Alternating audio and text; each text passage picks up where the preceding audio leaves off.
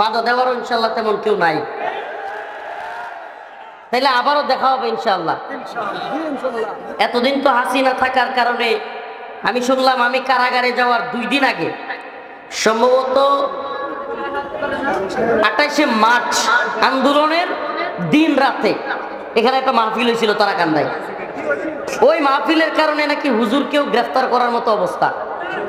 আমরা আসছিলাম এই জন্য।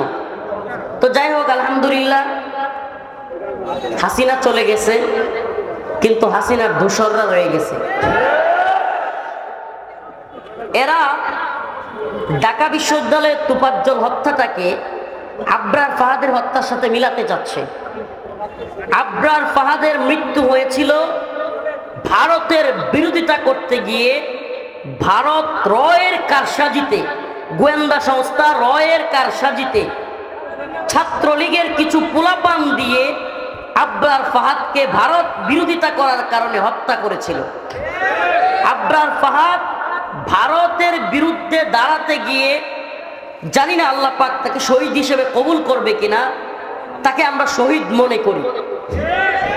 কিন্তু তোফাজ্জল সে বরিশাল থেকে কিভাবে আসলো ঢাকা বিশ্ববিদ্যালয়ে, এবং তাকে কারা মারলো, কেন মারলো, এবং যারা মারলো তাদেরকে রিমান্ডে না নেওয়া, এই প্রত্যেকটা প্রশ্ন নাকি স্বৈরাচারের দোসররা, ঢাকা বিশ্ববিদ্যালয়ের ছাত্ররা যেহেতু হাসিনা পতনের আন্দোলন করছে, এখন এদেরকে পছায়া হাসিনারে ভালো বানায়া, মানে হাসিনাই ভালো ছিল, এই ধরনের নেগেটিভ তৈরি করা আবারও একটা পরিস্থিতি তৈরি করা যায় কিনা, এই ষড়যন্ত্রের খেলা কেউ খেলতেছে কিনা, এটা একটা সন্দেহ। এটা যথেষ্ট সন্দেহের কারণ আছে। কারণ হাসিনাকে যেই প্রশাসন, যে গোয়েন্দা সংস্থা, যে বা যারা হাসিনাকে ক্ষমতায় রাখার জন্য, হাসিনা কি নিজে কাউরে গুলি করছিল? কথা কয় না। হাসিনা কি নিজে কাউরে গুম করছিল? হাসিনা কি নিজে কাউরে খুন করছিল? হাসিনা নিজে কাউরে গ্রেফতার করছিল? তাইলে এগুলো যারা করছে এরা কি এখনো আছে না সব চলে গেছে? আমার কথা মনে হয় বুঝতেছেন না, নাকি বুঝাইতে পারতেছি না? এরা এখনো আরে না ভাই, সব পলাই নাই, কি কর না কোন হাতে গোনা কয়েকটা পলাইছে। এই প্রশাসন এখনো বহাল তবিয়তে আছে কিনা? এই গোয়েন্দা সংস্থা এনএসআই ডিজিএফআই এখনো আছে কিনা? তাইলে এরা কি নতুন সরকারকে সহায়তা করবে, নাকি ওই যে হালুয়া, রুটি, আরাম, আয়েস, বউয়ের গহনা বা একেবারে যা তা সব সুযোগ সুবিধা যারা দিছিল সেই হাসিনার লেসপেন্সারি বা দালালি করবে? কথাটা একটু ভালোভাবে বোঝার চেষ্টা করেন। যদি কোনো ছাত্র এই তোফাজ্জলকে হত্যা করে থাকে, যদি সে মেধাবী ছাত্রও হয়, যদি সে হাসিনা বিরোধী আন্দোলনও করে, আমরা তার পক্ষে নই। কথা একটু ভালোভাবে বোঝার চেষ্টা করেন, আমরা তার পক্ষে নই।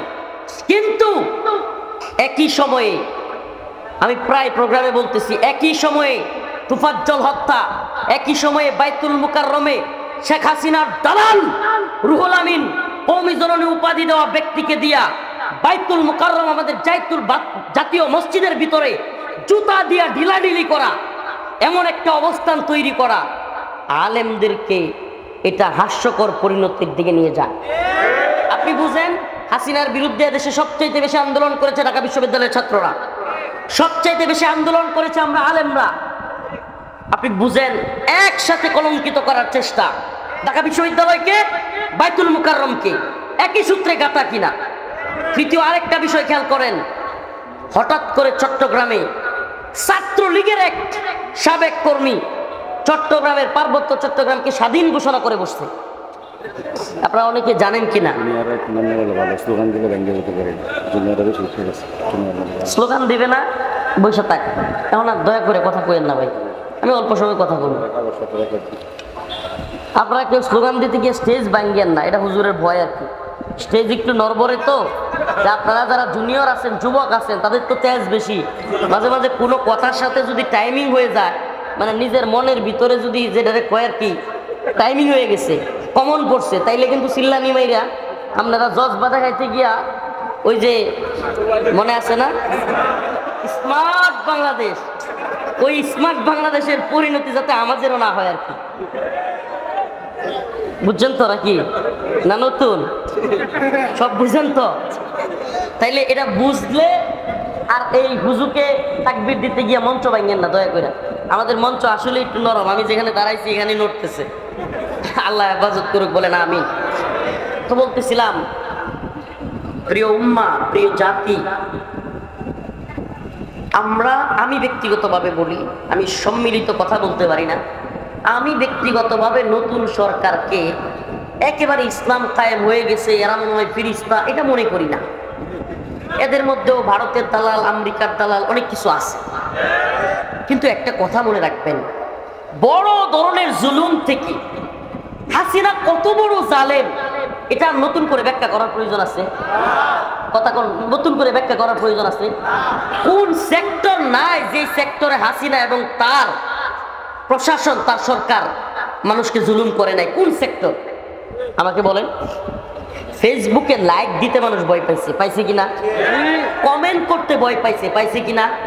এমনকি হাসিনার দরকার নাই, হাসিনার পুলিশের দরকার ছিল না, একটা কমেন্টের কারণে আঞ্চলিক আওয়ামী লীগ নেতা বিভিন্ন লোককে ডাইকে নিয়ে পিটাইছে।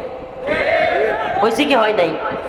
একেবারে রাষ্ট্রের সর্বোচ্চ পর্যায়ে শেখ হাসিনা থেকে নিয়ে ওবায়দুল কাদের কিংবা শামীম ওসমান বা অন্য যেটি আছে এগুলো বাদ দেন, স্থানীয় আওয়ামী লীগ, ছাত্রলীগের নেতাদের অবস্থা এমন ছিল যে এরাও নিজেদের একটু বিন্দুমাত্র সমালোচনা সহ্য করতে পারত না। ছিল কি ছিল না?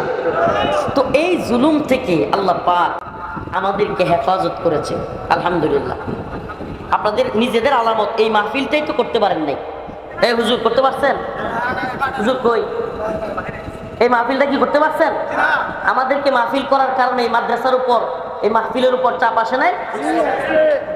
অতএব এই জালিম থেকে আমরা বাঁচছি। এই জন্য আমরা এই নতুন সরকারটাকে এখনই বিপদে ফেলতে কিংবা সমালোচনা করে কিংবা এই সরকারটা অবৈধ, অযোগ্য, কিংবা এই সরকারের মধ্যে মানে বুঝ নাই, এগুলো বলে আমরা তাদেরকে বিতর্কিত করতে চাচ্ছি না।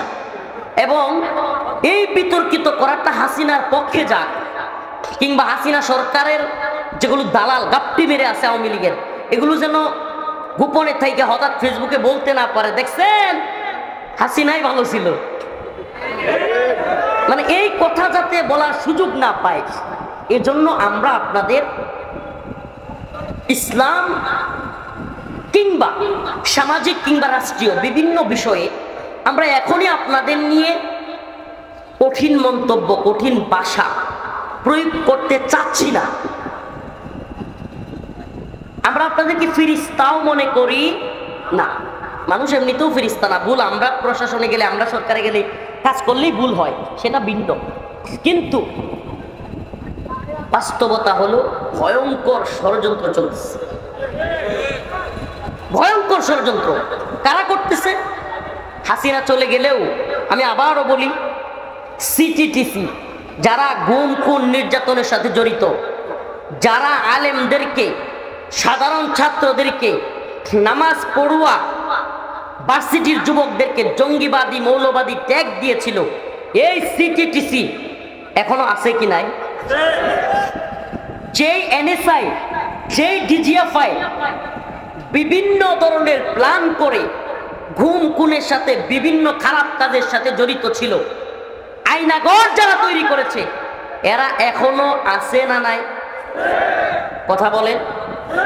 এই সমস্ত সংস্থাগুলোতে যারা ছিল, আমি সংস্থাগুলোর উপর কলঙ্ক লেপন করছি না, সংস্থাগুলোর সবার উপরে ঢালাও ভাবে সেই দায় চাপিয়ে দিচ্ছি না, কিন্তু এদের যারা লিড দিত, এদের যারা নিয়ন্ত্রণ করত, এরাই তো হাসিনাকে সর্বোচ্চ হেল্প করত, ঠিক কি ঠিক না? শুনেন, বিদ্যুতের অবস্থা এই গরমের মধ্যে কতটা ভয়াবহ এটা আপনারা জানেন। যদি আওয়ামী লীগ না হয়ে থাকেন, ছাত্রলীগ মার্কা নেশার না থাকে, তাহলে এখনই এই সরকারের দুঃসা লাভ নাই। এ ভাই, 50 দিনে কি যেই টাকা লুটপাট আওয়ামী লীগ করছে, এটা আপনি চাইলেই এক করে লাইতে পারবেন নাকি? চাইলেই আপনি বিদ্যুৎ কাট যেটা হাসিনা ধ্বংস করছে, চাইলে আপনি কি আলাদিনের চেরাগ আছে নাকি দিলেন আর একবারে জ্বলে উঠলো? এটা এত সহজ না। এই সরকারের সমালোচনা এখনই কারেন্ট নাই, এই নাই, সেই নাই, আপনি তাহলে বুকামি। সমালোচনাটাও একটা অবস্থায় গেলে তারপরে করতে হয়। আমি সরকারের পক্ষে সাফাই গাচ্ছি না, আমি একটা কথা বলি ভাই, দিন ইমান ইসলাম প্রশ্নে আপনারা যারা আমাকে ফেসবুকে ফলো করেন বা আমার পেজে একটু আড্ডু দেখেন ঢুকেন, তারা বুঝবেন দিন ইমানের প্রশ্নে আল্লাহ আমরা কাউকে ছাড় দিতে প্রস্তুত নই। কিন্তু এখন যে অবস্থা দেখতেছি, হাসিনারা আনতে পারবে না, কিন্তু একটা সেবুটাজ পরিস্থিতি তৈরি করে, অস্থিতিশীল পরিস্থিতি তৈরি করে ভিন্ন খেলা চলতেছে। এটা রাজনীতি যারা বুঝে আন্ডা বাচ্চা, এদেরকেও যদি এই যে স্কুলের যে বিতর্ক প্রতিযোগিতা হয়, এরকম একটা বাচ্চারাও যদি বলা হয় যে এখন কি এই নতুন পরিস্থিতিতে আবারও বাংলাদেশে পরিস্থিতি তৈরি করে হাসিনাকে প্রদান করা সম্ভব, এটা ওই স্কুলের বিতর্ক প্রতিযোগী ছেলেও বলবে এটা অসম্ভব। এটা কি অসম্ভব? কারণ হাসিনাকে এখানে রাখতে হলে বাশার আল আসাদের মতো সশস্ত্রভাবে যুদ্ধ শুরু হয়ে যাবে। বাশার আল আসাদ ঠিকই আছে, কিন্তু কিসের বিরুদ্ধে? সশস্ত্র অনেক যুদ্ধ চলতেছে, তার আঞ্চলিকভাবে বিভিন্ন এলাকা তার বিরুদ্ধে চলে গেছে, বিভিন্ন এলাকা স্বাধীন হয়ে গেছে। বাশার আল আসাদের কথা মানে না। অনেকে বলবেন হুজুর এগুলো তো সব রাজনৈতিক কথা বলতেছেন। বিশ্বাস করেন ভাই, রাজনৈতিক কথাগুলো বলা ছাড়া আমাদের উপায়ও নাই। কেন জানেন? কারণ আমরা যখন রাজনীতিতে অসচেতন থাকি, মানে রাজনৈতিক বিষয়গুলো এড়াইয়া যাওয়ার চেষ্টা করি, উম্মাকে নামাজের দাওয়াত দিতে চেষ্টা করি, উম্মাকে আল্লাহর দিকে ফিরানোর চেষ্টা করি, উম্মাকে খারাপ কাজগুলো থেকে ফারেক হয়ে বাবারে নামাজের দিকে আসো ডাকতে চাই, তখনই দেখি বিরাট বড় জালেম আমাদের সামনে হাজির হয়। এই জন্য একটা কথা মনে রাখবেন, রাসূলুল্লাহ সাল্লাল্লাহু আলাইহি সাল্লামের ঘোষণা, জালেমদের সামনে হক কথা বলা এটাও একটা জিহাদ। সুবহানাল্লাহ। আপনি কি মনে করছেন পার্বত্য চট্টগ্রামে যদি আল্লাহ না করুক প্রকৃতপক্ষে যুদ্ধ লেগে যায়? আপনি অলরেডি পরিস্থিতি দেখেন। আচ্ছা আমাকে বলেন, চট্টগ্রামের কোনো মানুষ তারাকান্দায় আসলে পাসপোর্ট দেখানো লাগে? আমার কথাগুলো বুঝে থাকলে বলবেন। পাসপোর্ট দেখানো লাগে, ভিসা লাগে, সেনাবাহিনীর পাহারা লাগবে। কিন্তু আপনি জানেনই না ভাই, পার্বত্য চট্টগ্রামের কয়েকটা জেলায় গেলে সেনাবাহিনী ছাড়া ঢুকাই যায় না। আপনি কল্পনা করতে পারেন এটা বাংলাদেশ? পার্বত্য চট্টগ্রামের বান্দরবন, খাগড়াছড়ি, রাঙামাটি কয়েকটা জেলায় এমন ভয়াবহ অবস্থা, সেনাবাহিনী ছাড়া কি হয় না? যাওয়াই যায় না। অথচ এদেশের কিছু সুশীল এই শয়তানগুলো বলতেছে পার্বত্য চট্টগ্রামের সেনাবাহিনী দরকার নাই, তাইলেই শান্তি আসবে। নাউজুবিল্লাহ। সেনাবাহিনী ছাড়া শান্তি কিভাবে আসবে? ওই পশ্চিমা এজেন্ডা, জুমল্যান্ড, এগুলো বললে গভীরে ঢুকতে হবে, অনেকেই বুঝবেন না, মাথার উপর দিয়ে চলে যাবে। জুমল্যান্ড এটা হলো পশ্চিমাদের একটা রাষ্ট্র কাঠামো, যেটা তারা মায়ানমারের কিছু অংশ রাখাইন, ভারতের কিছু অংশ মণিপুর, ত্রিপুরা কিংবা সেভেন সিস্টার্স, বাংলাদেশের কিছু অংশ পার্বত্য চট্টগ্রাম, এই তিন অংশকে নিয়ে একটা খ্রিস্টান রাষ্ট্র বানানোর নীল নকশা পশ্চিমারা করতেছে। নাউজুবিল্লাহ বলেন। আল্লাহ আমাদেরকে মাফ করুক। এই প্ল্যানে কুকি চীন, মণিপুরের কুকিরা, বিভিন্ন খ্রিস্টান পন্থী যারা, এরা যুদ্ধ করতেছে স্বাধীনতার জন্য, এবং এটাতে ভারত কিংবা ওয়েস্টের পশ্চিমাদের ইন্ধন আছে। এই কথাগুলো কেন বলতেছি? প্রিয় উম্মা, প্রিয় হাজিরিন, প্রিয় উপস্থিতি, আমরা ছোট্ট মানুষ, কিন্তু এই গভীরের রাষ্ট্রের এই কথাগুলো আপনাদের সামনে বলতে হচ্ছে এই জন্য যে আমি যে আয়াতে কারিমা তিলাওয়াত করেছি, ওয়াকুল জাআল হক ওয়াজহাকাল বাতিল ইন্নাল বাতিলা কানা যাহুকা, হক এসে গেছে আর বাতিল, সুবহানাল্লাহ, কুল জাআল হক ওয়াজহাকাল বাতিল, আল্লাহ বলেন বাতিল পরাজিত হয়েছে, বাতিল পরাজিত হয়েছে। সুবহানাল্লাহ। আমাকে বলেন যে এই যে হাসিনা গেল, আমরা একটা বাতিলকে, একটা জালেমকে, একটা তাগুতকে সম্মিলিতভাবে, আমি বলি এটা শুধু ঢাকা বিশ্ববিদ্যালয় নয়, এটা শুধু সমন্বয়কদের ক্রেডিট নয়, এটা গোটা বাংলাদেশের সেই শাপলা চত্বর থেকে নিয়ে, পিলখানা থেকে নিয়ে 2008-09 এই স্বৈরাচার হাসিনা ক্ষমতায় আসার পর পিলখানা ট্রাজেডি, 13 সালে হেফাজতের ভয়াবহ হত্যাকাণ্ড। তারপরে আল্লামা দিলওয়ার হোসেন সাইদি রহিমাহুল্লাহকে এভাবে কারাগারের ভিতরে হত্যা করা, তারপরে নূর হোসেন কাসেমী রহমতুল্লাহ আলাইহিকে জানাজা পড়তে না দেওয়া, সব কিছু মিলিয়ে মানুষের মনের ভিতরে সর্বশেষ যখন ছোট্ট ছোট্ট ছাত্রদেরকে গুলি করলো, সব কিছু একত্রিত হয়ে মানুষের মধ্যে এক দাবানল জ্বলে উঠল। এটা হলো বাস্তবতা। এটা ব্যক্তি, কোন সংগঠন, কোন বিশ্ববিদ্যালয়ের একক ক্রেডিট নয়। তো আমরা জালিমকে, আমরা এই বাতিলকে পরাভূত করতে পেরেছি, আলহামদুলিল্লাহ। হাসিনা গিয়েছে, খুশি হয়েছি, কিন্তু তার চাইতেও বেশি যে বিষয়ে আমি খুশি হয়েছি, যেটা অনেকেই খেয়াল করেছেন কিনা, যে আমি হাসিনা গিয়েছে যতটুকু খুশি হয়েছি, তার চাইতে অনেক বেশি খুশি হয়েছি এই জাতিকে আল্লাহ পাক বুলেটের সামনে দাঁড়াবার হিম্মত তৈরি করে দিয়েছেন। আর মনে রাখবেন, যে জাতি পৃথিবীর ইতিহাস বলে যে জাতি বুলেটের সামনে, কামানের সামনে, বিমানের সামনে দাঁড়াতে শিখে গেছে, সেই জাতিকে হাসিনার মতো জালেম কেন পৃথিবীর কোন জালেম দবায় রাখতে পারবে না ইনশাআল্লাহ। এজন্য আমরা তো আল্লাহ পাকের কাছে চিৎকার দিয়ে জানাতে চাই, এই জাতিকে চিৎকার মেরে জানাতে চাই, মোরা মুসলিম, মোরা বীর মুজাহিদ, সৈনিক রাসূলের, মোরা ইসলাম মানি, আল্লাহকে মানি। আমরা এই কথা দ্ব্যর্থহীন ভাবে জানাই দিতে চাই।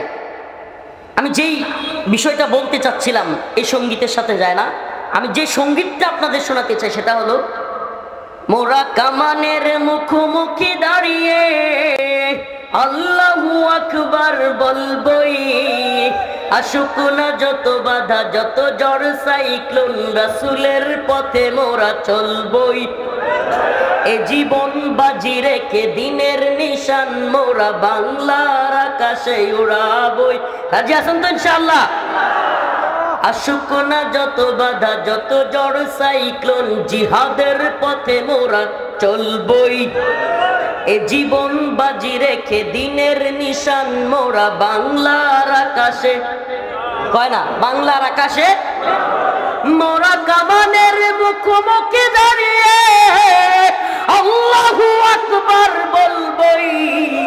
আসুক না যত বাধা, যত ঝড় সাইক্লোন, ইমানের পথে মোরা এ জীবন বাজি রেখে দিনের নিশান মোরা বাংলার আকাশে। রাজি আছেন তো ইনশাআল্লাহ? আপনি দেখছেন ফিলিস্তিনে যখন ইসরায়েলি সৈন্যরা গুলি করতে আসে, যখন ইসরায়েলি সৈনিকরা কামান নিয়ে আসে, ছোট্ট ছোট্ট বাচ্চারা, সুবহানাল্লাহ, ছোট্ট ছোট্ট বাচ্চারা কি করত? পাথর মারত কামানের সামনে, বন্দুকের সামনে। এগুলি তো আমরা দেখছি এতদিন। আলহামদুলিল্লাহ 2024 সাল আমাদেরকে দেখাইছে ছোট্ট ছোট্ট বাচ্চারা পুলিশকে যায় ঘুষি দিচ্ছে। এ জাতি জানা দিতে চায়, পুলিশ হও, র্যাব হও, সেনাবাহিনী হও, এনএসআই হও, ডিজিএফআই হও, মনে রাখবা, যদি কেউ জাতির উপর জুলুমের দুঃসাহস করো, এ জাতি কাউকেই রেহাই দিবে না ইনশাআল্লাহ।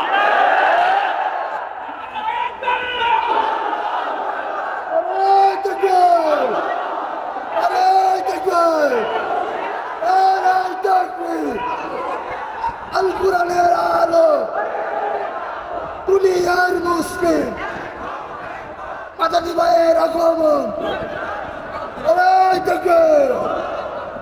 আমরা এই বিষয়টা আমাকে সবচাইতে বেশি পুলকিত করেছে। আল্লাহ, হাসিনা যাওয়া এটা আমি জানতাম, যাবে আজ হোক কাল, এটা আমার বিশ্বাস ছিল। আমি কারাগারে ছিলাম। আমি আপনাদেরকে একটা কারগুজারি শোনাই। আমার উপর দিয়া যে পরিমাণ জুলুম গেছে, এগুলো তো আপনারা জানেন, অনলাইন অফলাইনে সব জায়গায়।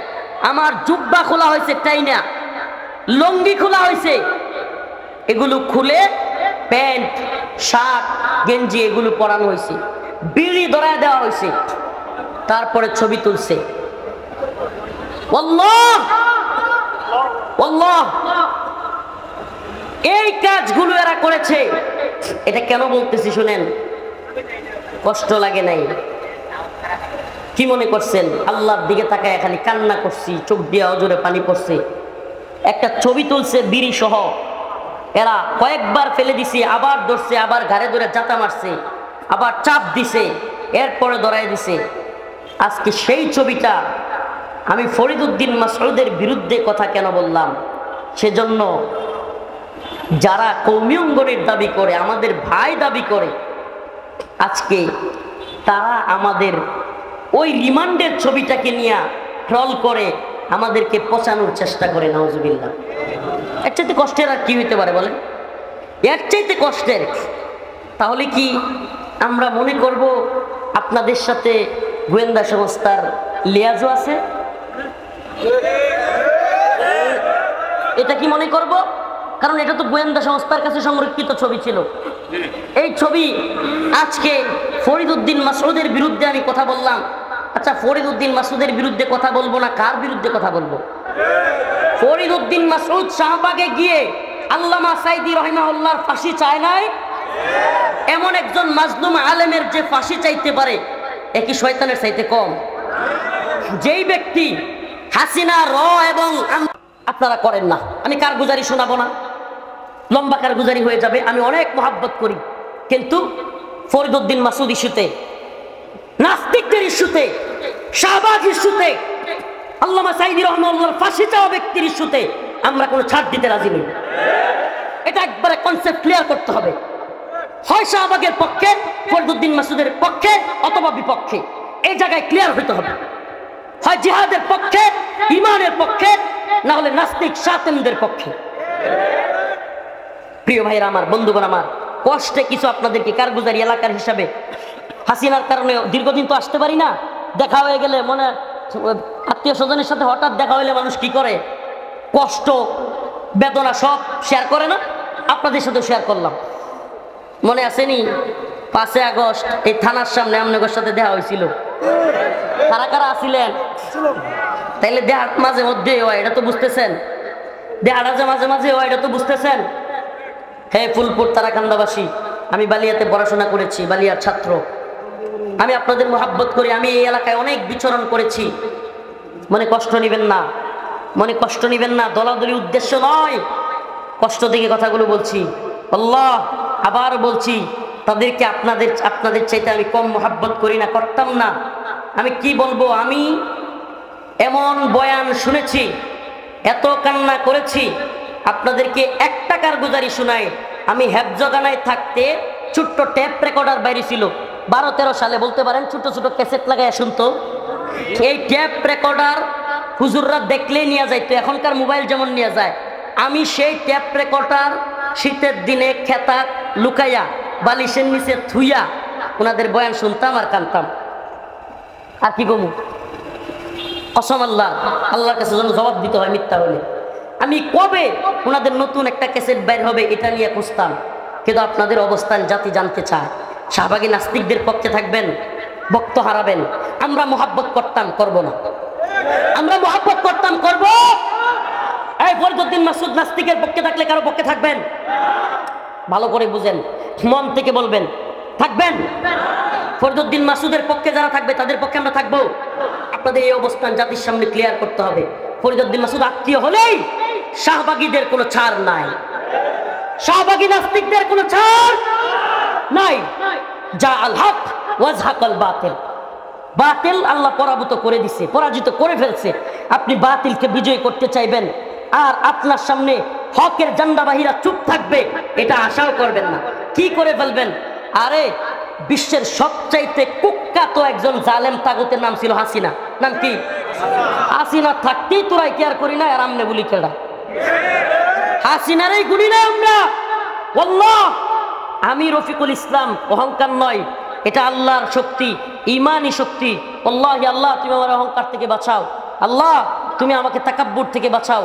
কিন্তু আল্লাহ পাকের রহমতে আমি সত্যি কথা বলি। এদেশের অনেক আলেম সমাজ বলবে যে অনেক কথা আগে বলতে পারি না, এখন বলবো। আমি কি বলি জানেন? আমি এমন কোনো কথা বাকি নাই যেটা আগেও বলি না, এখনো বলি না। জেল থেকে আগে যা বলছি পরে বাইরে সত্যি বলবেন। কম বলছি না বেশি বলছি? হ্যাঁ, কমাইছি কখনো? এটা আপনাদের শোনানোর উদ্দেশ্যে না। ওয়াল্লাহি আমাদেরকে ভালোবাসবেন ইমানের পক্ষে থাকলে, আমাদেরকে ভালোবাসবেন ইসলামের পক্ষে থাকলে, আমাদেরকে ভালোবাসবেন কোরআনের পক্ষে থাকলে, আমাদেরকে ভালোবাসবেন নাস্তিকদের বিরুদ্ধে থাকলে। আমি আমার কথা বলি, মামুনুল হক সাহেবের কথা বলি, শাইখুল হাদিসের সন্তান আল্লামা মামুনুল হকের কথা বলি, কিংবা বাংলাদেশের যত বড় আলেম, যত বড় পীর, যত বড় বক্তা হোক, নাস্তিকদের শাহবাগীদের পক্ষ নিবে, ইমানের দাবিতে তার পক্ষে থাকা যাবে। আল্লাহ পাক আমাদের সবাইকে হক বাতিল পার্থক্য করার তৌফিক দান করুন। সবাই বলে না আমিন। কেন কথাগুলো কষ্টে বললাম? বলবেন হুজুর এতক্ষণ তো খালি আলোচনা সমালোচনাই করলেন। না ভাই, এই জন্য করলাম, আল্লাহ না করুক আর একটা ফরিদউদ্দিন মাসুদ যেন তৈরি না হয়। আমার কথা মনে হয় বুঝেন নাই। আমাদের সুযোগের কারণে আজকের ফরিদউদ্দিন মাসুদরা যদি বেঁচে যায়, আগামী দিনে আরেকটা রুহুল আমিন, আরেকটা ফরিদউদ্দিন মাসুদ কওমি অঙ্গনে জন্ম নিবে কি নিবে না? আপনি দেখেন এই রুহুল আমিন সাহেবের কারণে আজকে আলেমরা আমরা কতটুকু বেইজ্জতি, কল্পনা করা যায়। কান্না আসে, আমি দেখি ভিডিওটা আইরে মাঝে মাঝে চোখ বন্ধ করলেও বাসে। আমাদের জাতীয় মসজিদে এইভাবে জুতা দিয়ে ইডাই দি, হাই রে খতিবগিরির লোক, খতিবগিরি এরে মনটা কয় কি করতাম, মানে এটা কোনো ভাষা পাই না। খতিবগিরি, আল্লাহ, এত বড় বুজুর্গ মানুষ, উপমহাদেশের শ্রেষ্ঠ একজন বুজুর্গ মানুষের ছেলে, অথচ কি প্রজস্করণ হয়েছে। অতএব বোঝা গেল বাবা পীর থাকলেই, বাবা হক্কানি মানুষ থাকলে সন্তানও যে ভালো হয়ে যাবে বিষয়টা এমন না। আলেমের গর্তে জালেমও হইতে পারে, ঠিক কি ঠিক না? পীরের গর্তে সিন্নি পুরো হইতে পারে। অতএব খুব সাবধান, আমার ব্যাপারেও সাবধান। ইমান ইনসাফের সাথে না থাকলে, দ্বীনের পথে না থাকলে আমার বিরুদ্ধে আপনারা কথা বললেন, আমার বিরুদ্ধে কথা বললেন, বলে গেলাম। শুধু আমার বিরুদ্ধে নয়, যে কথা বলুক তার বিরুদ্ধে কথা বলবেন। রাজি আছেন তো ইনশাআল্লাহ? আল্লাহ পাক আমাদের সবাইকে ঈমান ও ইসলামের পক্ষে থাকবার তৌফিক দান করুক। যারা এই সমস্ত কাজগুলো করতেছে তাদেরকেও হেদায়েত দান করুক। ওয়া আখিরু দাওয়ানা আনিল হামদুলিল্লাহ। বসেন বসেন, আরেকটা কথা আছে, বসেন। এই বাবা, কেউ উঠবেন না, দয়া করে, দয়া করে কেউ উঠবেন না, একটু আখিরি মোনাজাতের আগে উঠবেন না। আমাদেরকে ভালোবাসেন তো বাবা? একটু মাদ্রাসার জন্য রুমাল ছেড়ে দিবে, রুমালটা ছাড়েন একটু বাবা, 5 টাকা 10 টাকা হোক, আমিও কিছু দিয়ে শরিক হই। আমার আব্বা নাই, সবাই শরিক হন। দেখেন এই 10-এর লাঠি 1-এর বোঝা, কেন উঠতেছেন? কেন উঠতেছেন? একটু হুজুর চলে আসছে। যাদের কাছে ব্যাগ আছে ব্যাগগুলো নিয়ে ভিতরে ঢুকো, দ্রুত সময়ের ভিতরে। লিল্লাহি তাকবীর, আল্লাহু আকবার, লিল্লাহি তাকবীর। আল্লামা জুনায়েদ আল হাবিব দামাত বারকাতুহুমের আগমন তারাকান্দার পক্ষ থেকে, মোমেন শাহীর পক্ষ থেকে আল্লাহ পাক